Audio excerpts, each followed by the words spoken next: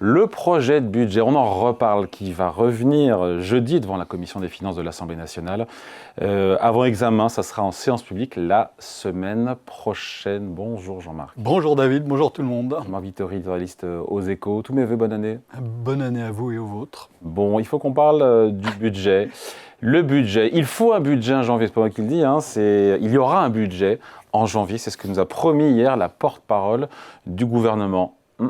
Elle s'avance un peu là, non ? Ah oui, bien sûr, elle fait de la politique. Elle fait de la politique. Ça serait bien d'avoir un budget assez vite, mais ça dépendra de ce que décideront in fine les députés. Et pour l'instant, absolument rien n'est joué. Et rien n'a changé, pardon, mais... parce que Sébastien Lecornu, il juge possible, évidemment, il fait de la politique lui aussi, d'aboutir si les calculs politiques sont mis de côté. Donc c'est toujours ça ? Oui, on en est toujours là. Et d'ailleurs, quand on voit les enjeux des négociations, on est sur des choses qui sont très, très politiques, très symboliques.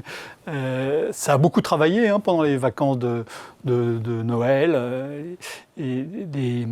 Roland Lescure, le ministre de l'économie, Amélie de Montchalin au compte public, ils n'ont pas passé des coups de fil que pour souhaiter bonne année. Ils ont beaucoup parlé avec les patrons des groupes parlementaires. Ça a continué après le 1er janvier. Donc ça négocie dans tous les coins. Mais c'est très compliqué parce qu'il faut trouver un point d'accord entre des partis politiques qui ont des avis Pourquoi très différents. Pourquoi c'est plus compliqué aujourd'hui, alors que sur le projet de loi de finances de la Sécurité sociale, finalement, c'est passé ? Pourquoi c'est plus difficile sur le budget ? C'est plus symbolique, c'est plus puissant. Je rappelle encore et toujours que l'Assemblée nationale, le régime parlementaire, il a été créé pour adopter le budget de l'État, les impôts. Et quand vous regardez l'histoire de la démocratie parlementaire sur plusieurs siècles, ça a commencé pour légitimer l'impôt que levait le roi. Et puis ensuite pour vérifier que le roi ne faisait pas trop n'importe quoi avec cet argent, qu'il n'achetait pas que des palais dorés, si vous voyez ce que je veux dire. Et donc c'est pour ça qu'a été créé le système parlementaire. Le budget, c'est l'acte absolument majeur de l'Assemblée et du Sénat chaque année. Bon, la configuration politique est toujours la même, il faut réussir. Oui. Le gouvernement a besoin des socialistes, sans s'aliéner évidemment la droite, pour faire passer ce budget. Que demandent les uns et les autres, notamment le Parti socialiste ? On est toujours dans cette logique de plus d'impôts, c'est toujours... Le Parti socialiste, il veut taxer les riches, évidemment. Donc là, on est toujours dans cette logique-là. Donc les riches, c'est notamment les grandes entreprises. Le gouvernement veut rétablir la surtaxe sur les grandes entreprises, qu'avait supprimé le Sénat, où la majorité penche plutôt à droite. Entre 4 et 8 milliards d'euros de recettes fiscales. Et donc le gouvernement dit 6 milliards, le PS dit non, il faut 8. Ouais. Donc il y a ça. Le Sénat dit 0. Et le Sénat a dit 0. Et donc voilà, ça c'est un point très fort. Le PS veut aussi effacer la baisse de la CVAE, la cotisation sur la valeur ajoutée des entreprises. Les impôts de production. Les impôts de production, il y a 1,3 milliard en jeu. À chaque fois, maintenant, on est dans des milliards. On n'est plus dans des dizaines de milliards, on est dans des milliards.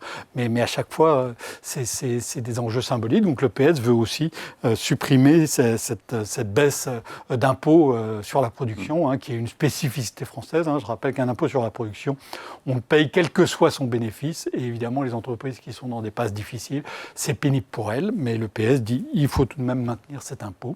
Si on n'a pas réussi à accorder les LR et le PS avant Noël, pourquoi on les accorderait après Noël ?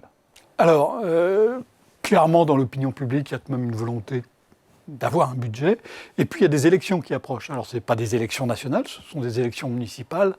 Mais plus on s'approche de ce moment-là, plus les politiques vont avoir envie d'en avoir fini avec ce budget.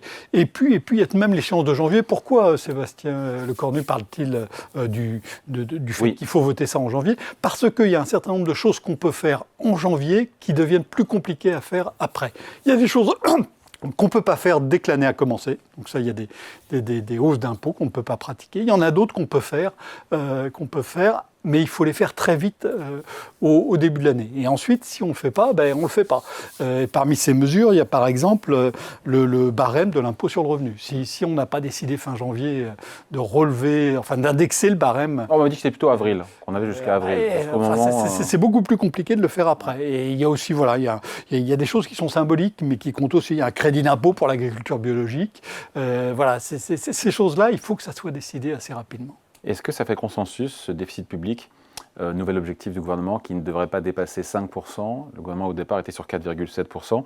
Ça, c'est un geste en faveur du PS?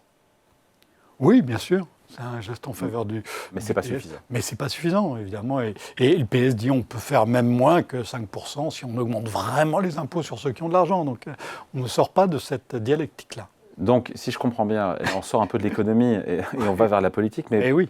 Si l'exécutif et le PS trouvent un compromis sans faire fuir les LR, comment est-ce que le Premier ministre fait adopter ce budget? C'est par ordonnance, c'est par article 49.3 de la Constitution, avec une absence de censure par la suite négociée, enfin qu'on comprenne comment ça peut passer, à supposer qu'il y a un accord sur le fond.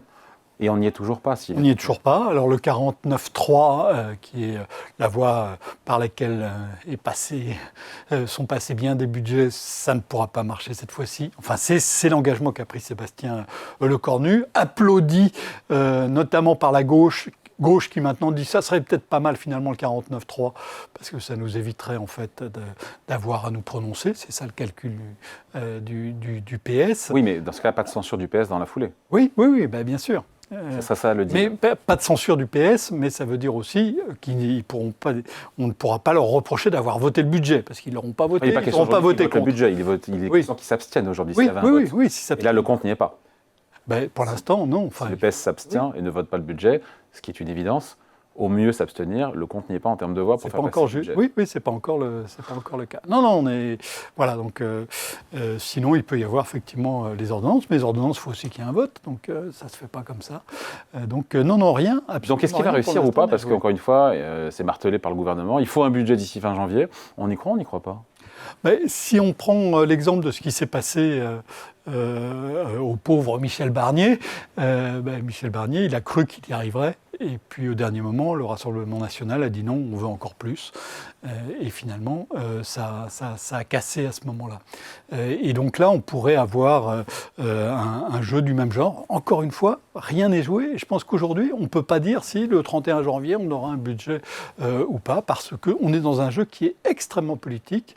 J'ai parlé tout à l'heure des élections municipales, mais on voit bien derrière aussi que se joue la préparation de l'élection présidentielle, et chacun place ses pions en fonction de ça, en fonction des alliances qu'il va pouvoir faire ou ne pas faire.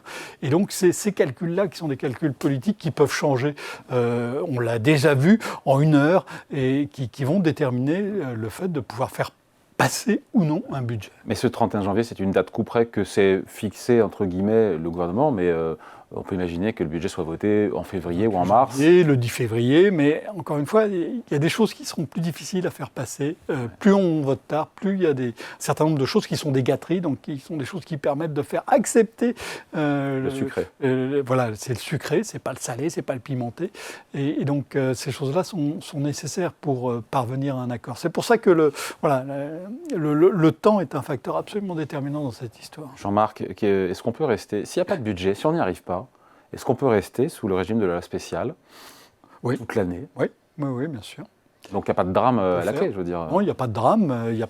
Il y a juste des comptes publics qui ne sont pas brillants. Il y a des choix qui ne sont pas faits. On n'a pas d'argent pour l'armée. On n'a pas d'argent pour l'agriculture. Et je ne sais pas si vous sentez, mais on sent que les mouvements qu'on avait vus avant la fin de l'année dans l'agriculture sont loin d'avoir disparu. Et donc on a des foyers de tension qui peuvent exploser un peu partout à n'importe quel moment. Vous qui avez l'expérience et le recul, potentiellement ça pourrait se finir comment? C'est la première fois qu'on vit ce genre de situation, donc c'est difficile l'an dernier, on l'a vécu. D'imaginer. On l'a vécu, mais... Il y a eu un changement de Premier ministre. Voilà, il y a eu un changement de Premier ministre. Là, on voit bien que l'attention, que ça se rigidifie, le jeu politique se rigidifie avec la préparation de l'élection. Et même si on y arrive là, vous imaginez le budget 2027, l'ambiance dans laquelle il va se préparer. Je crois qu'on est dans une situation qui reste très compliquée, mais alors on peut se dire, la Belgique a vécu 18 18 mois sans gouvernement. L'Espagne en est à reconduire son budget pour la 3e année consécutive. Et les marchés ne nous pressent pas d'ailleurs aujourd'hui. Et les marchés ne nous pressent pas. On peut se dire ça. Mais un pays où il n'y a pas de choix politique, c'est même quelque chose qui est dommageable. Et évidemment, le budget, c'est aussi la préparation de l'avenir. Quand on ne fait pas de choix, on ne prépare plus l'avenir. Certains vous diront que mieux vaut pas de budget qu'un budget avec des hausses d'impôts dans tous les sens. Oui, bien sûr. On peut toujours se réjouir du fait qu'il n'y ait pas de choix. Moi, je pense qu'à terme, ça pose même des problèmes qui sont plus importants que les avantages que ça procure de ne pas avoir de budget. Allez, merci beaucoup. Explication d'un point de vue signé Jean-Marc Vittori, éditorialiste aux Échos. C'est toujours un plaisir. Merci Jean-Marc. Merci à vous.